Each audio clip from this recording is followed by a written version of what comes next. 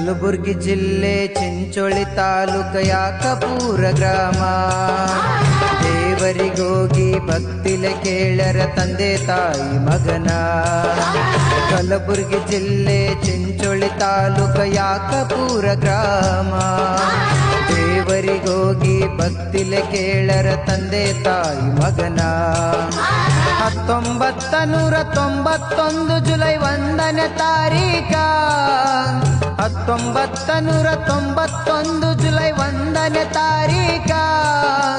ಮಲ್ಲಿಕಾರ್ಜುನ ಸುಶೀಲಮ್ಮನ್ ಮಡಿಲಗ ಹುಟ್ಟಿ ಬಂದು ಕಂದ.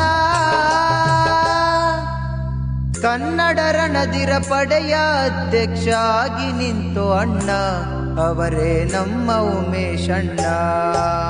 ಕನ್ನಡ ನಾಡಿನಾಗ ಕಲಬುರ್ಗಿ ಜಿಲ್ಲದಾಗ ಯಾಕಪೂರ ಗ್ರಾಮ.